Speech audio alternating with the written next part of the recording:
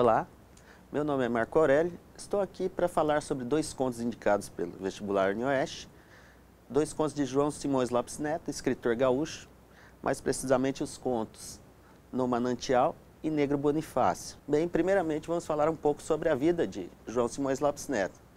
Gaúcho, nascido em Pelotas no ano de 1865, João Simões Lopes Neto descendia de uma família de elite rural, estancieira. Apesar disso, segundo seus biógrafos, faleceram empobrecido em 1916.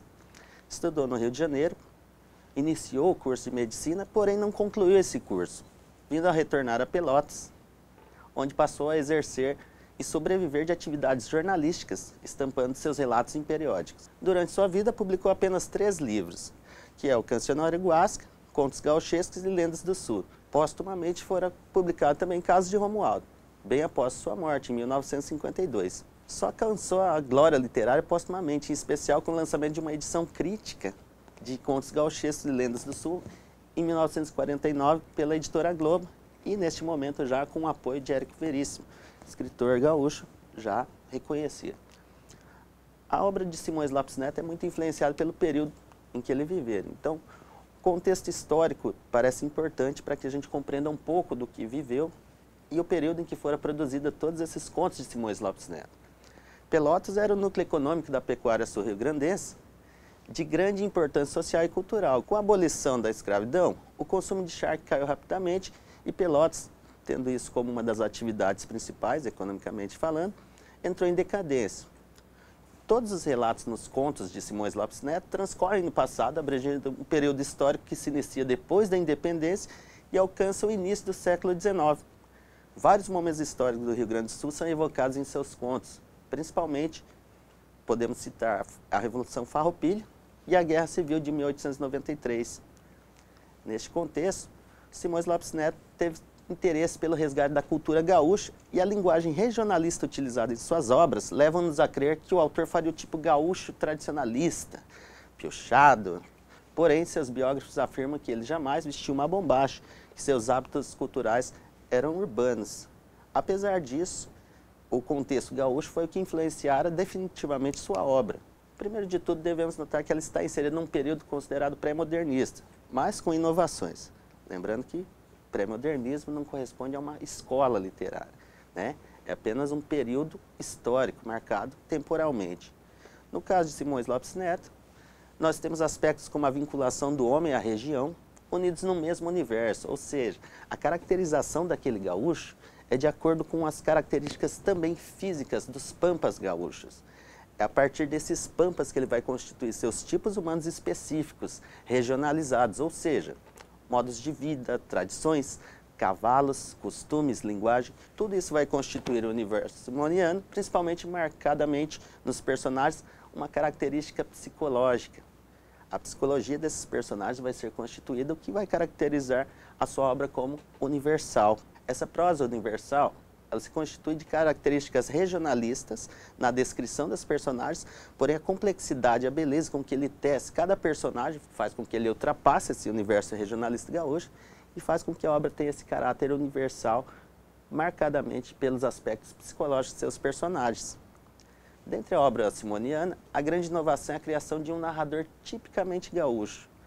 Para começar a contar as histórias desses contos gaúchos, Simões Lopes Neto vai criar um narrador.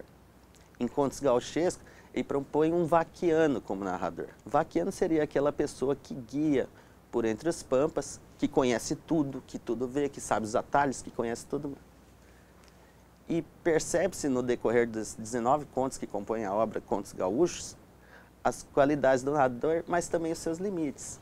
Com a criação desse narrador, 2 traços tornam-se nítidos na obra de Simões Lopes Neto, que é a questão da oralidade, por meio da fala de seu narrador, e o regionalismo da linguagem, que muitas vezes faz com que se torne complicado até a própria compreensão do texto. Mas isso tudo tem um propósito, que é a fixação do mundo gauchesco, ou seja, fixa-se o gaúcho, constitui-se essa imagem desse gaúcho dos pampas típico puro, em um cenário pampeiro, porém com suas ambiguidades. Ambiguidade é uma das questões que mais se trata na obra de Simões Lopes Neto, sempre envolvendo que tudo tem características boas e ruins, sejam seus personagens, seja a natureza. Para compreender a obra, embora tenha sido indicado apenas 2 contos, nós precisamos fazer um retorno à introdução da obra, que é onde é apresentado seu narrador Blau Nunes. Vivido, experimentado, calejado das batalhas, Blau Nunes é capaz de entender muito do mundo humano. Blau Nunes é diferencial da obra simoniana. É sua voz que vai falar, na maior parte das frases, das sentenças, de grande alcance moral. É o seu ponto de vista que organiza os contos, figurando ora como protagonista, ora como narrador observador. Ou seja, muitas vezes ele vai participar desses contos, enquanto personagem, nunca, pelo menos não nesses 2 contos, ele não vai participar como personagem principal, mas sempre aquele que estava ali. É o típico contador de história. Ele participou, mas ele não influenciou nas ações. Blau Nunes, mais do que contar também, ele revive e reconstrói a própria história por meio das narrativas.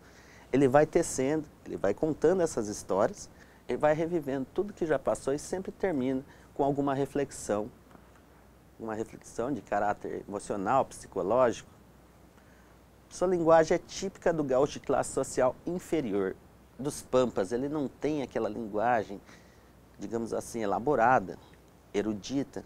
Ele vai falar exatamente o que Simões Lopes Neto se propõe a fazer, ou seja, o típico gaúcho. E nessa introdução belíssima, nós temos uma descrição minuciosa de como seria Blau Nunes. Uma descrição física, por exemplo, que vai dizer que ele tem 88 anos, que todos os seus dentes ainda estão em sua boca, que tem a vista aguda e ouvido fino. Isso tudo para quê? Caracterizar como uma pessoa já vivida. Ele caracteriza uma pessoa mais velha, mas deixa bem claro que é uma pessoa extremamente consciente. E uma das questões que destaca nessa introdução, na descrição de Blau Nunes, seria que trata-se de um genuíno tipo crioulo rio-grandense. E entre parênteses aparece hoje tão modificado. Então já demonstra que esse resgate, né, para colocar Blau Nunes, ele teria que ser uma pessoa mais velha, porque esse tipo de gaúcho típico já não existe mais, segundo Simões Lopes Neto. Para conferir credibilidade a Blau Nunes, também diz que ele participou da Revolução Farroupilha, foi parceiro de Bento Gonçalves e outros personagens históricos.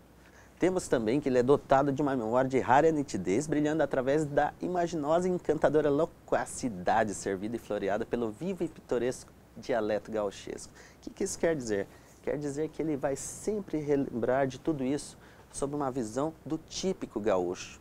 Ao final de toda essa descrição, que constitui como uma pessoa, constitui fisicamente, constitui socialmente, constitui a história de Blau Nunes, dá toda a credibilidade, mostra que ele é uma pessoa apta para contar essas histórias.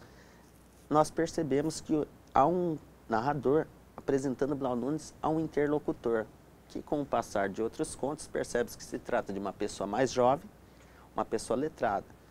Mas esse narrador na apresentação deixa bem claro: Patrício, escuta-o, pois ele tem muito o que dizer.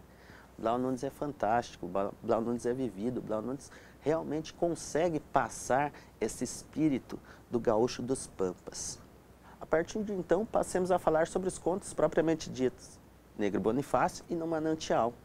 Nos contos, o que propõe é uma breve análise de alguns elementos considerados importantes para a compreensão e também para a compreensão do universo de Simões Lopes Neto.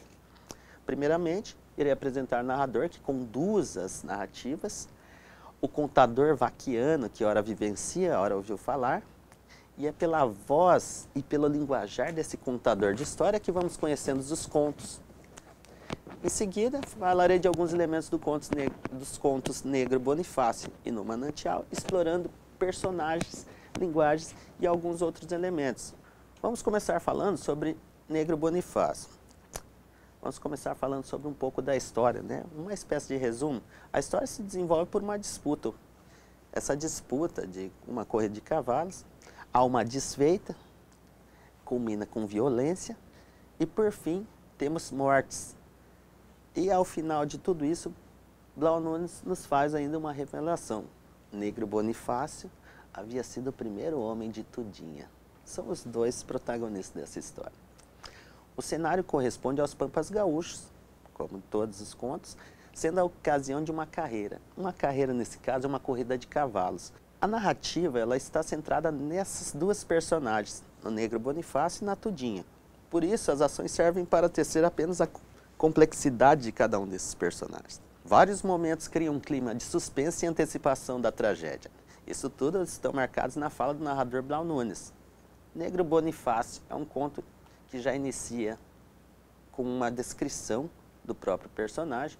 Se o negro era Maleva, Cruz era um condenado, mas Taura, isso era também. Aqui, o que acontece? Maleva era malvada, ou seja, já temos um aspecto negativo. Mas o que seria Taura? Taura seria alguém valente. Ele chama atenção para a apresentação da nossa segunda personagem principal, que seria a Tudinha. E a descrição da Tudinha também é maravilhosa, né? A Tudinha era a chinoca mais candongueira que havia por aqueles pagos. Então, candongueira, a própria palavra candongueira, ela expressa uma ambiguidade, porque pode significar tanto algo positivo, alguém sedutor, como alguém traiçoeiro. Então ele vai descrevendo, falando sobre a Tudinha, vai constituindo essa Tudinha, que nós vamos falar um pouco mais adiante, mas ele vai constituindo uma personagem ambígua. Como a maioria das mulheres dos contos de Simões Lopes Neto, não só as mulheres quanto os homens, é sempre essa ambiguidade, ou seja, algo bom, algo ruim. Então, logo no início do conto, já são apresentados os dois protagonistas e também já se esboçam suas características, ambas ambíguas. Então vamos falar um pouco mais de cada um desses dois personagens, principalmente a Tudinha. A descrição de Tudinha apresenta vários adjetivos que a qualificam como uma moça extremamente bela. Porém, no desenrolar da história, revela-se o caráter traiçoeiro, como no momento em que coloca que pareciam olhos que estavam sempre ouvindo, ouvindo mais do que vendo. Então, essa troca de sensações, de sentidos, né? A visão, né? Pela audição, por exemplo, demonstra o quê? Que era uma pessoa observadora, que consegue observar a alma das pessoas, que consegue escutar com os olhos. Então, ele vai colocando também outros elementos, como vintão, que é uma mulher rabiosa. Não há maneira nem buçal que o sujeito é pior que homem. Opa, aqui já começamos a perceber que essa bela moça sedutora, ela também tinha pulso firme. Tudinha, na realidade, ao final do conto, vamos perceber que ela vingou-se de uma dor de amor. A aposta que ela fizera com o negro Bonifácio, ela apenas aparece como mote para identificar o mal que esse negro causara. Então, falando um pouquinho do próprio negro Bonifácio, logo de início já vemos que ele é Maleva e Taura, mas também temos outras características, né? Ele era perdidaço pela cachaça, pelo truco e pela taba. Eita, negro pachola! Dentro da obra, o que a gente pode observar? Primeiro de tudo, a questão da linguagem. A linguagem de Simões Lopes Neto não é fácil. Por isso que ele já culpa o Blau Nunes. A culpa de ser essa linguagem é porque o narrador é Blau Nunes, aquele gaúcho típico. Né?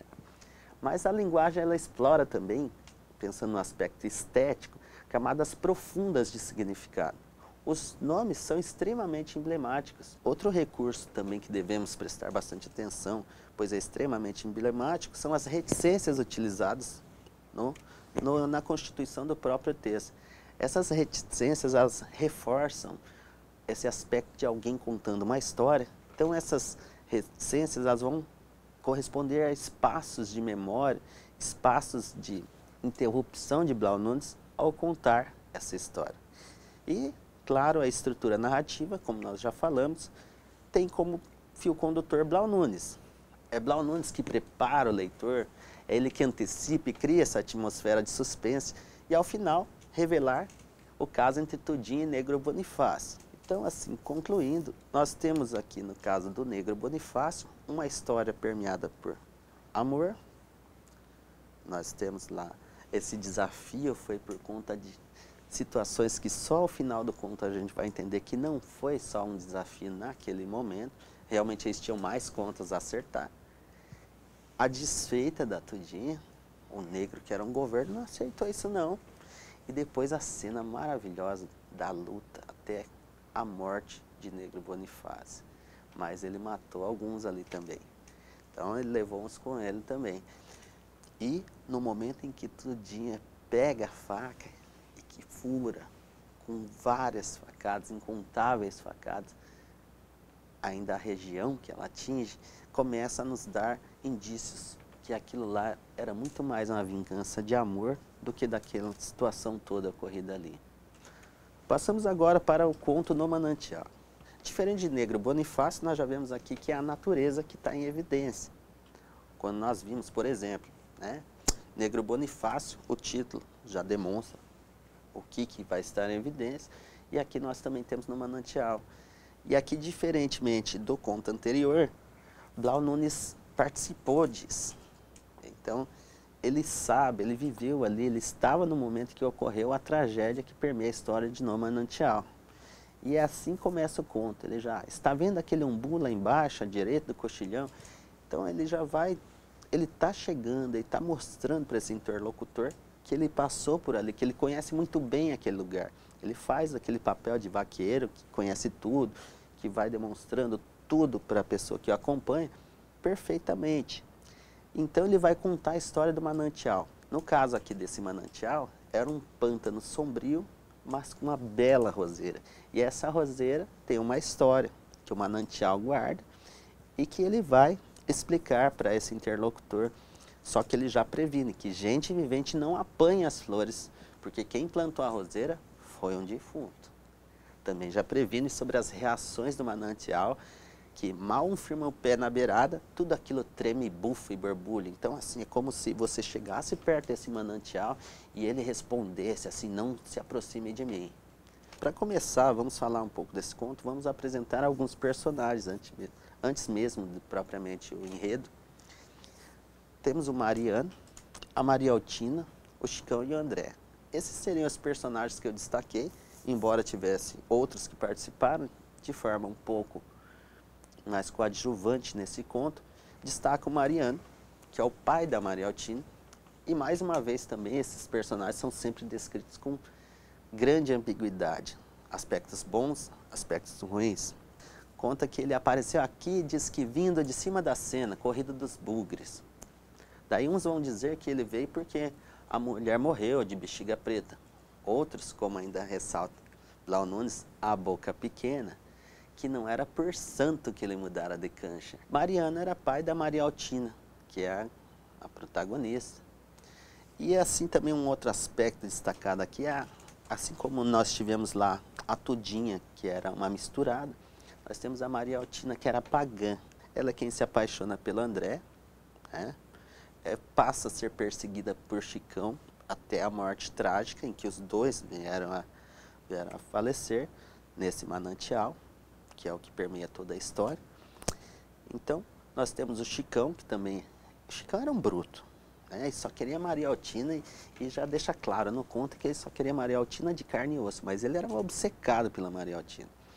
Então, ele só pensava realmente nela em carne e osso. Do mais não se lhe dava. Não queria saber se a menina era vergonhosa, ou trabalhadeira, ou prendada. Chicão só queria o corpete da Maria. E o André, mas enfim, o Furriel era afilhado e ordenança do galão largo. E até diziam alguma coisa. Então aqui há uma clara insinuação de que André não era só afilhado, mas sim que provavelmente seria um filho. E quando acontecia, né, essas questões, provavelmente um filho bastardo. Fazendo uma breve análise, a linguagem do manancial, do conto No Manancial, nesse conto há um forte elo entre homem e natureza, a qual prenuncia e resguarda toda a história. E também temos mais uma vez os nomes, né, que são emblemáticos, Maria Altina. E temos o Chicão, né, que já é um nome de bruto. Temos uma história também que constitui-se em cenas, né, marcadas mais uma vez por aquela estratégia dos espaços vazios e também por evocações do próprio Blau Nunes. A estrutura narrativa, nós temos também, mais uma vez, Blau Nunes como fio condutor. E ele já deixa claro que ele presenciou tudo.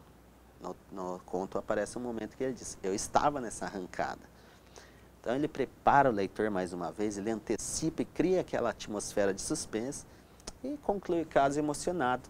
Então assim, nos dois contos o que podemos colocar é que os dois contos entremeiam amor, violência, vingança e morte. Temos também questões históricas, como por exemplo a questão abolicionista, né? Nós temos a questão do Negro Bonifácio, que era um governo, temos o Lenço Colorado, temos também em determinado momento dos contos que diz os negros tinham tomado a alforria por sua mão e se foram à lacria, muito bela essa imagem, se for à lacria, mostrando assim uma valentia em relação aos negros. As mulheres sempre ambíguas, todas elas representando beleza e perigo. Impuras, temos na tudinha misturada, nós temos, por exemplo, a Maria Altina é pagã. Apesar de ambas temerem seus algozes, também elas demonstram grande valentia. São duas mulheres muito valentes, que peleiam contra os seus algozes, no caso, o Chicão e Negro Bonifácio, né? Temos o cenário também, né? Por se tratar de uma descrição dos pampas gaúchos, sempre influenciando na constituição desse gaúcho puro. E uma questão que chama bastante atenção é a animalização de alguns personagens. No caso do Negro Bonifácio, a descrição da morte dele é belíssima, mas ele é tratado como um animal sendo abatido. Seria isso. Espero que ajude.